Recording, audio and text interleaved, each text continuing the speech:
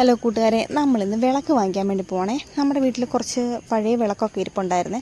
അത് പൊട്ടിയതും കാലുന്നതുമായിട്ടുള്ള വിളക്കുകളൊക്കെ ഉണ്ടായിരുന്നു. മാറി വാങ്ങിക്കാൻ വേണ്ടി പോയതാണ്. കണ്ടോ, വിളക്കൊക്കെ ഇരിക്കുന്നത്. നമ്മൾ മാന്നാറാണ് വന്നത്.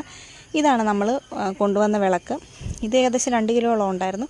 അപ്പോൾ നമ്മൾ വിളക്ക് വാങ്ങിക്കാൻ വേണ്ടി അകത്ത് കയറി. അഷ്ടമംഗല്യ വിളക്ക്, അന്നപക്ഷി വിളക്ക്, തൂക്കുവിളക്ക്, നിലവിളക്ക് തുടങ്ങി ഈ പരമ്പരാഗത രൂപങ്ങളിലുള്ള വിളക്കുകളെല്ലാം ഇവിടെ ഉണ്ട് കേട്ടോ.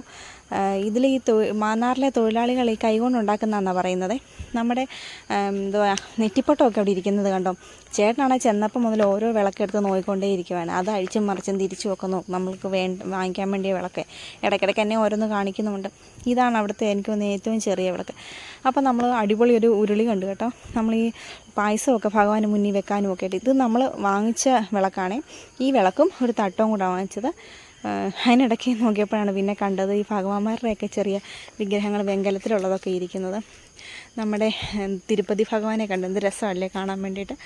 ഭദ്രകാളി ദേവി, പിന്നെ ഇതാരാ, പിന്നെ അയ്യപ്പസ്വാമി, അതിനിടയ്ക്ക് ഒരു ആന ഇരിക്കുന്നുണ്ടോ, അതിനിടയ്ക്ക് ഒരാൾ ഒളിച്ചിരിക്കുന്നത് കണ്ടോ. ഇത് നമ്മുടെ കുങ്കുമച്ചപ്പാണേ. അതും എനിക്ക് ഒരുപാട് ഇഷ്ടപ്പെട്ടു, പക്ഷേ എടുത്തില്ല. ഒരു ദിവസം എടുക്കണം. അപ്പം ഇതൊക്കെയാണ് ഇവിടുത്തെ ഒരുപാട് വിശേഷങ്ങൾ കേട്ടോ. ഇതാണ് നമ്മൾ പോയ കട. അപ്പം നമ്മൾ കൊണ്ടുപോയ വിളക്ക് തൂക്കി നോക്കിയിട്ട് ആ തൂക്കം ഏകദേശം 2 കിലോ ഉണ്ടായിരുന്നു പറഞ്ഞില്ല. അതിൻ്റെ വില കുറച്ചിട്ട് ഏകദേശം 1230 രൂപയ്ക്ക് നമുക്ക് ആ വിളക്കും ഒരു തട്ടവും ചെറിയൊരു കിണ്ടിയും കൂടെ നമ്മൾ വാങ്ങിച്ച് തിരിച്ചു വന്നു.